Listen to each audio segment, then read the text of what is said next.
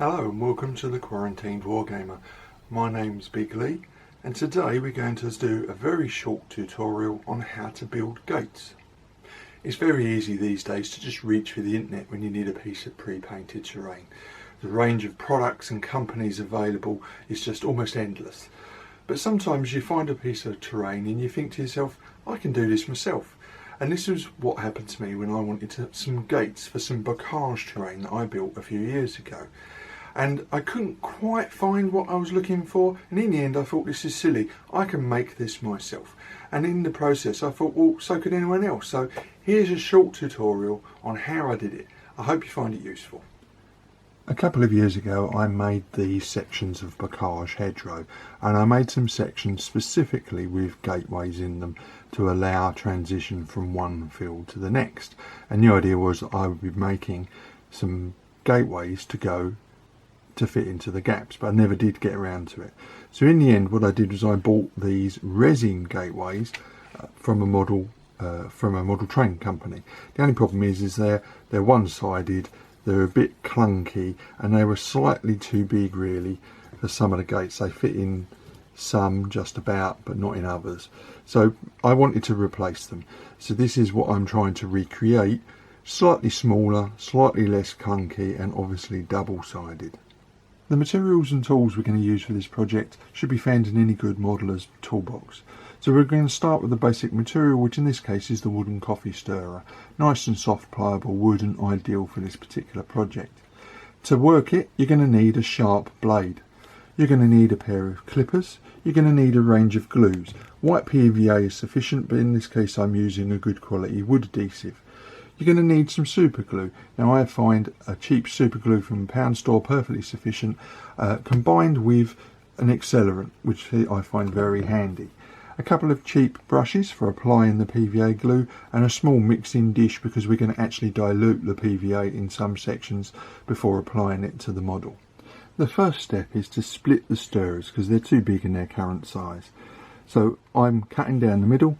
It doesn't matter about them being an uneven size, don't worry too much if you don't get a nice straight line, because at the end of the day you want this to look like gnarled old wood. Now you can cut them with a knife like I'm doing, or you can take a pair of clippers and try and split it along the natural grain of the wood. Whatever you do, in my case, because I'm making for 15mm, I want that coffee stirrer divided into two. Once you've cut the planks to the right length, you may need to put them together in what is obviously a gate shape. So I usually start with the end post, put the three cross members and touch them up against it, hold the whole thing steady with my fingers, and then apply a diluted amount of PVA just across the surface, just a tiny amount, to act as a tack and hold those joints together. Now I dilute it because it runs a little bit smoother across the surface, and it will dry just that little bit quicker because it's diluted. I will then do the end post and repeat the process for that at the same time, and then the cross member holds the whole thing together. Now again, if you've only tacked it with the PVA and you haven't overdone it, the model doesn't stick to the table. So once the tacks have dried and the model holds itself together, then you can go back and apply more PVA to the joins to hold them together.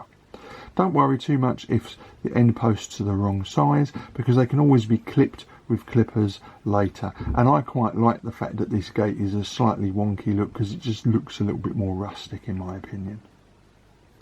So now the gate is dry and will hold together, and I now want to mount it upright on a base. Now I'm using a 3cm by 5mm base, but you can use whatever you see fit, and I need to tack it upright.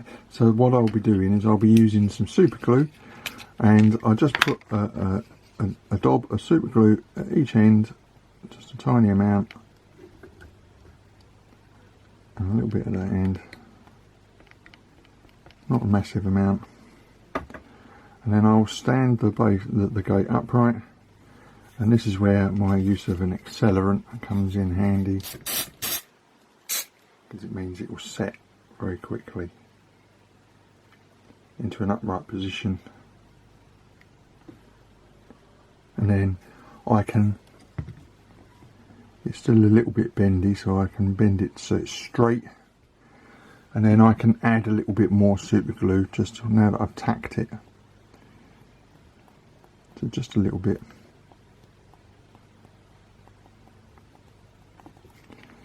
And again on the other side. There you have it. And now it's ready for the next step. Now that the model is dry and fixed to the base, I just want to give the whole thing a wash of PVA, and basically this is slightly watered down, perhaps less than a quarter of water. Just wash over the whole model. It just helps seal the whole thing in, but also to strengthen those joints, both sides, and that's it. And then the main thing to do now is just be patient. Let the whole thing dry soundly. Go on, do some more gates while you're waiting, and just let the whole thing dry before you get to the next stage, which is basically doing some of the groundwork on it. Now that the PVA on the rest of the model is dry, I'll just add a little bit of sand to the base, just where the grass is going to be worn away from traffic through the gateway. Just a tiny amount.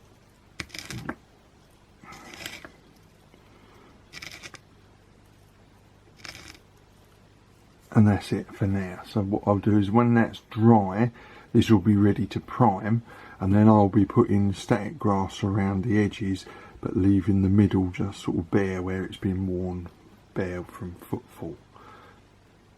So now we're ready to prime. As you can see, I've made a few more of the gates of different sizes. They're all slightly different shapes and sizes, but that's perfect for what I want. And now it's time to prime them. Now I don't bother brush painting them. I always like to use a spray primer. Leather brown is my colour of choice, but whatever you think is best for your models. I just find that's a good colour as a starting point. So I'll go off and do those, and I'll show you the finished and primed models ready before we start to do the proper painting. So there you have it. They've all been primed, and now they're ready to be painted. So what I'll do is I'll go and paint them all, and when I come back I'll show you the final stages. So the models are nearly finished now.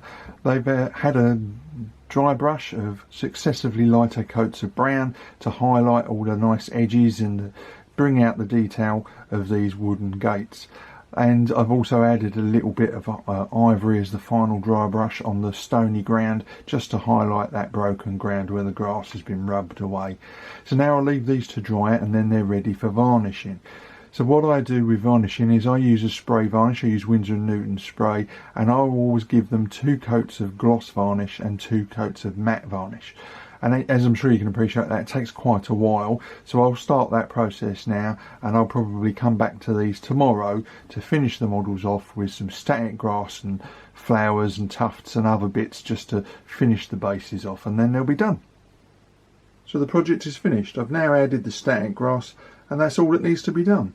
In the end, I made 10 gates, the work of less than an hour to be honest, and a very simple build, more than within the capabilities of pretty much any gamer, and with materials that should be easily and readily available. They fit my terrain perfectly, and it's just what I wanted from the beginning. So there you have it, a nice simple tutorial on how to build gates. I think that this sort of gate would look good in pretty much any farmland setting, and you can of course increase the scale of the model so that it fits if you're using bigger figures.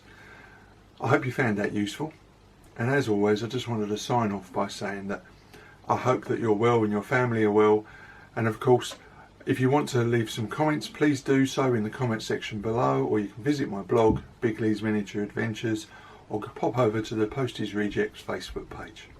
Bye for now.